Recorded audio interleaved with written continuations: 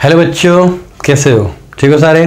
So welcome to my channel science Guru और मैं हूं आपका अपना शिव शर्मा। तो आज हम बात करने वाले हैं पार्ट नंबर 3 के बारे में, जो कि चैप्टर है मैकेनिकल प्रॉपर्टीज ऑफ सॉलिड्स। इससे पहले 2 वीडियो आ चुकी हैं और 2 वीडियो में हम इंट्रोडक्शन कवर कर चुके हैं, जो कि इलास्टिक और प्लास्टिक बिहेवियर था। दूसरी वीडियो में स्ट्रेस और स्ट्रेन के बारे में बताया था, वो भी बहुत अच्छी वीडियो बनी थी। तो आज हम बात करने वाले हैं बहुत ही अच्छे लॉ के बारे में, जिसका नाम है हुक्स लॉ। अब ये हुक्स लॉ क्या कहता है? कब तक अप्लाई करेगा, कितने तक अप्लाई करेगा, किस मटेरियल के लिए क्या यूज करेंगे, तो सारा हुक्स लॉ में पढ़ने वाले हैं। देखो, तो टाइम खराब ना करते हुए सिंपल सी चीज देखेंगे। विद इन इलास्टिक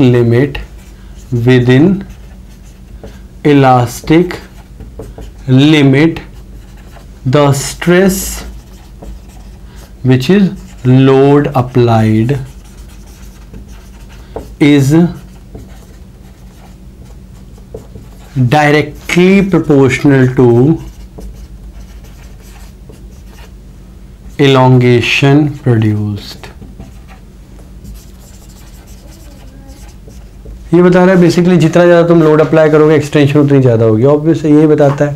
देखो, पहले हुक्स ने स्टार्ट किया था। हुक्स बहुत पुराने लॉ में से एक है। ये कभी 1600 AD के आसपास इन्वेंट हुआ था, बनाया गया था उस टाइम पे।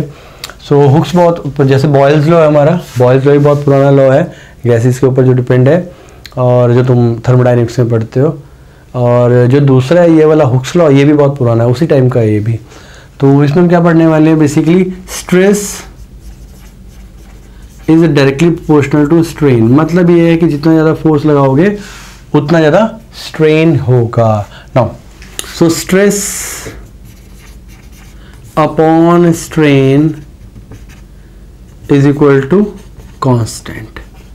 ये नीचे आ जाएगा तो हमेशा कांस्टेंट रहेगा। जब वो नीचे आ गया डायरेक्टली प्रोपोर्शनल थे तो ये दोनों आपस में कांस्टेंट हो गए। Now here constant of proportionality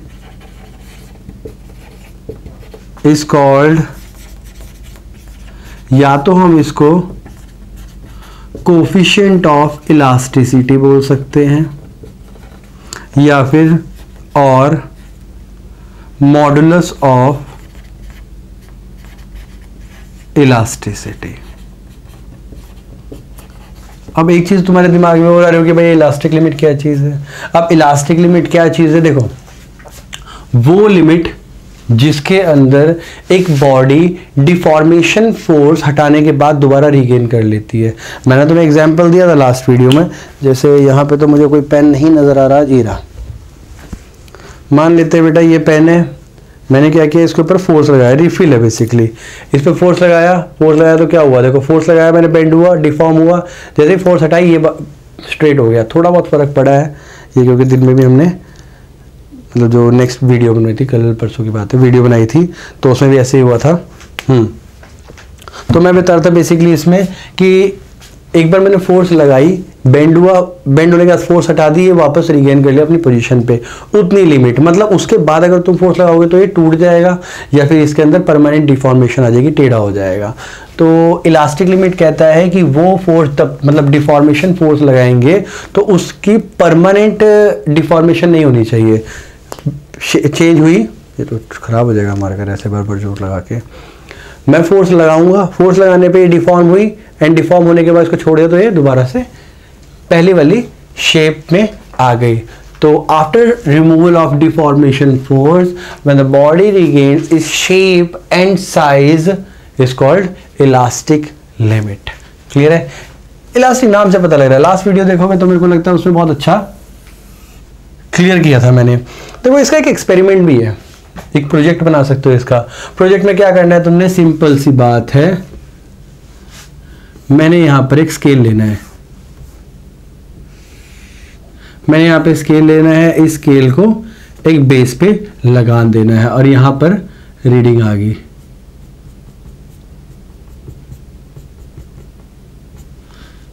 ज़्यादा हो गया? हाँ, ज़्यादा हो गया। तो ये आ गया हमारे पास। तो देखो यहां से 0 ले लेते हैं, ये 1, ये 2, ये 3, ये 4। मैंने तो बहुत ज़्यादा बड़ी डायमेंशन ले रखी है। अब इसके बाद तुम क्या कर सकते हो, यहाँ पर एक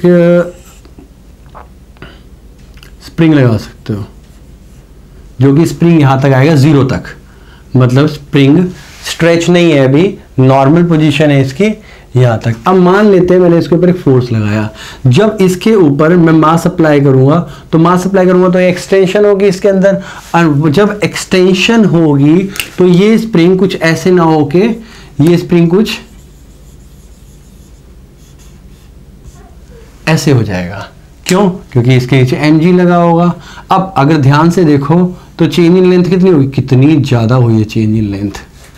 ये तो मास अप्लाई किया यहां तक, तो जो उसकी यहां तक थी, मतलब जो यहां तक स्प्रिंग थी ऑलरेडी पहले थी जो, वो L है ओरिजिनल, और जो अब हुई है इतनी चेंज उसे क्या बोल देते हैं, डेल्टा L। ठीक है, तो ऑब्वियसली जितना मैं मास बढ़ाता रहूँगा, इसका और ज़्यादा मास बढ़ाऊंगा तो इसमें डिफॉर्मेशन और ज़्यादा हो जाएगी। तो एक्सपेरिमेंट है, तुम घर पे भी ट्राई कर सकते हो या बना सकते हो, किसी प्रोजेक्ट बनाने तो बना सकते हो। सिंपल प्रोजेक्ट होता है, बहुत इजी, हुक्स लॉ अप्लाई करके। नो, अब मैंने यहाँ पे एक चीज़ यूज़ की थी, constant, that is coefficient of elasticity, modulus of elasticity. तो coefficient of elasticity, modulus of elasticity, stress strain हमने कर तो लिया है, लेकिन जो मॉडुलस ऑफ इलास्टिसिटी है ये सिंपल एक चीज़ पे डिपेंड नहीं करेगी, ये डिपेंड करेगी नेचर क्या है सब्सटेंस का, ये डिपेंड करेगी नेचर के अलावा कि डिफॉर्मेशन कैसी हो रही है, क्या लेंथ बढ़ रही है, क्या एरिया बढ़ रहा है, क्या वॉल्यूम में फर्क आ रहा है, ये सारी की सारी चीज़ें। तो अब हम जो करेंगे वो करेंगे मॉडुलस ऑफ इलास्टिसिटी। इस वीडियो में मैं एक ब्रीफ देने वाला हूँ मॉडुलस ऑफ इलास्टिसिटी का। नेक्स्ट वीडियो में, क्योंकि मेरे को ये बड़ा टॉपिक है, अगर इसी की बात करें तो ये बड़ा टॉपिक है, मैं नेक्स्ट 3 वीडियोस लेके आऊँगा जिसमें मैं मॉडुलस ऑफ इलास्टिसिटी के बारे में बात करूँगा। तो मैं इसे इरेज करने वाला हूँ क्योंकि मैं यहाँ पर बहुत कुछ करवाने वाला हूँ। हाँ बेटा, तो ध्यान देंगे इधर, अगर मैं मॉडुलस ऑफ इलास्टिसिटी की बात करूं या फिर कोफिशिएंट ऑफ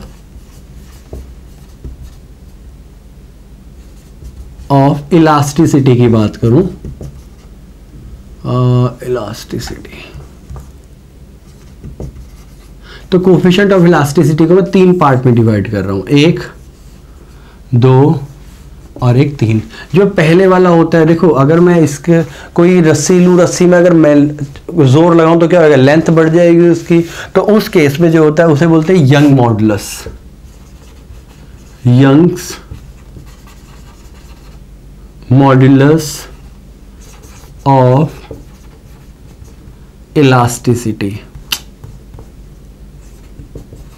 तो इसके अंदर क्या होगा, ऑफ लेंथ, ये लेंथ के लिए होगी, तो मैं यहाँ पे ब्रैकेट में करके ऑफ लेंथ लिख रहा हूँ सो दैट यहाँ पे क्लियर हो। अगर मैं दूसरे वाले के बारे में बात करूँ, चलो दूसरे वाले के बारे में बाद में बात करते हैं, पहले इसी के लिए बात कर लेते हैं। देखो यंग मॉडुलस का सिंपल एक फॉर्मूला होता है, या फिर कोफिशिएंट ऑफ इलास्टिसिटी का सिंपल एक फॉर्मूला होता है, it is the ratio of stress to the corresponding strain.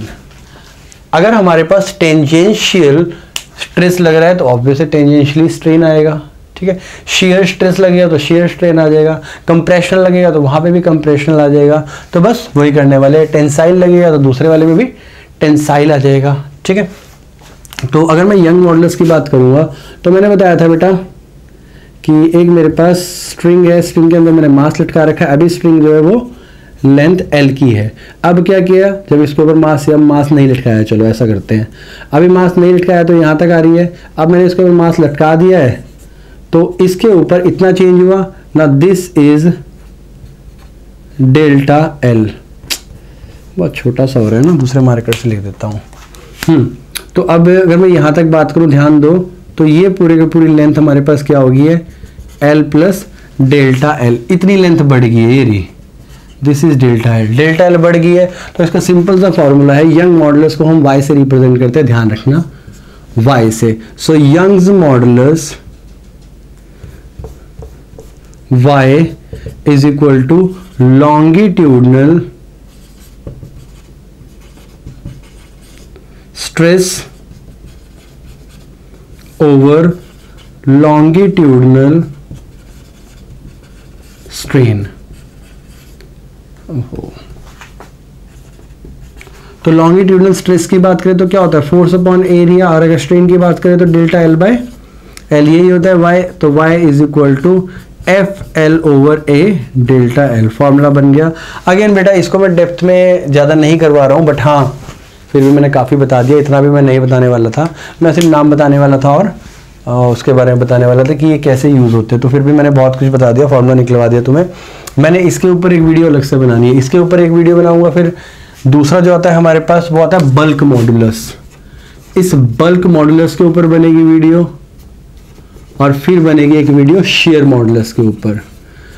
अभी तीनों की तीनों चीज़ें इतनी आसान नहीं है जितनी लगती है, क्योंकि इसके अंदर आते हैं न्यूमेरिकल, और जहाँ पे न्यूमेरिकल पार्ट आ गया वहाँ पे थोड़ा सा बच्चे घबरा जाते हैं। ठीक है, फॉर्मूला तो इजी है, बट ये कैसे यूज होगा वो हम ध्यान देंगे। अगर ए की बात करें तो एरिया ऑफ क्रॉस सेक्शन होता है वायर का area of cross section pi r square से निकलता है, बट इसके मैं न्यूमेरिकल करवाऊंगा, नेक्स्ट वीडियो लेके आऊंगा। बट अभी समझ लो ब्रीफ में। दूसरा आ गया मेरा बल्क मॉडुलस। बल्क मॉडुलस की बात करूंगा तो देखो, बल्क मॉडुलस हम कप्पा से रिप्रेजेंट करते हैं।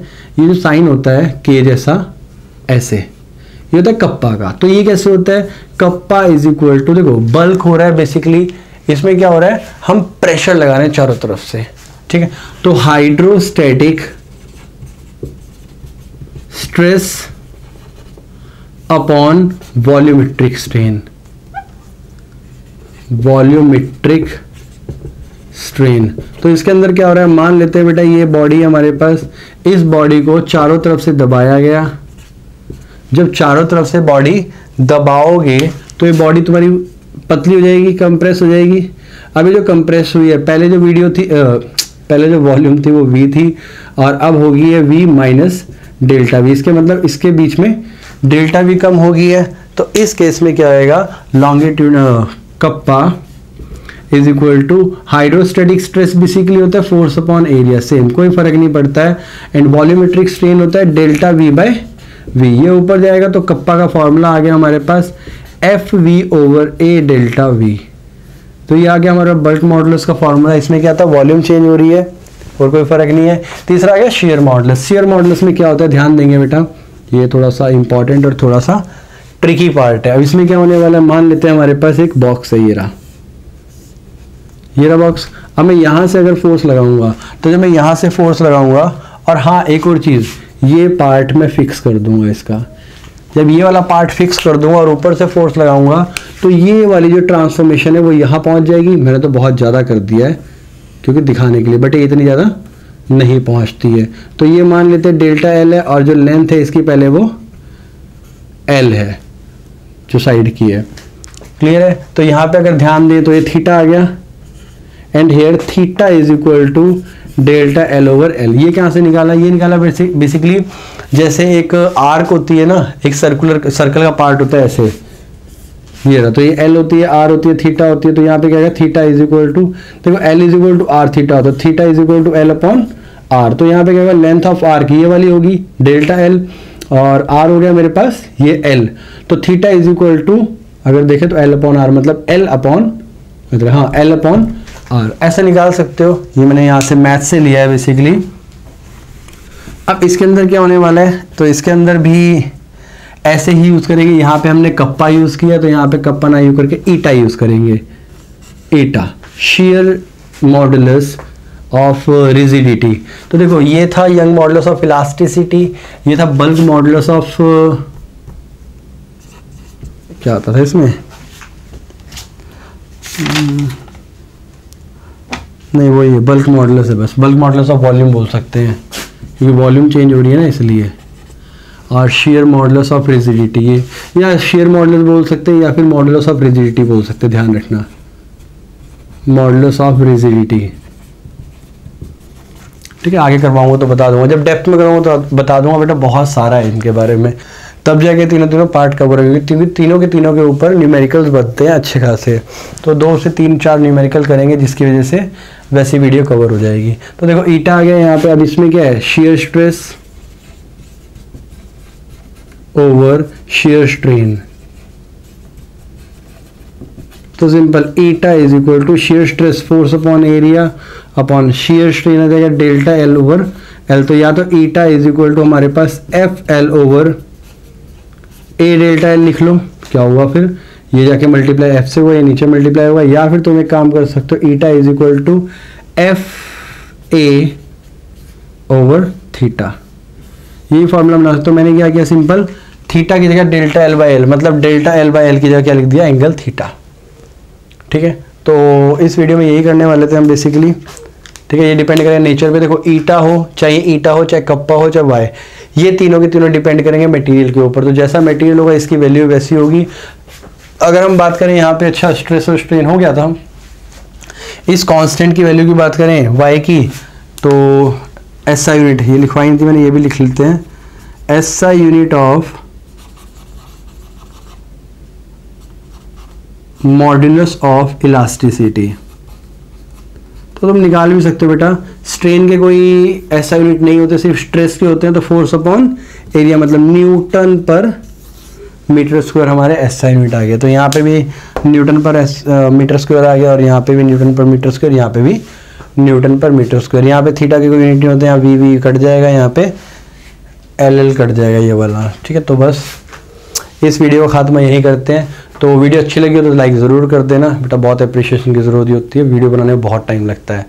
तो फिर मिलते हैं अगली वीडियो में, तब तक के लिए ध्यान रखिए और पढ़ते रहिए।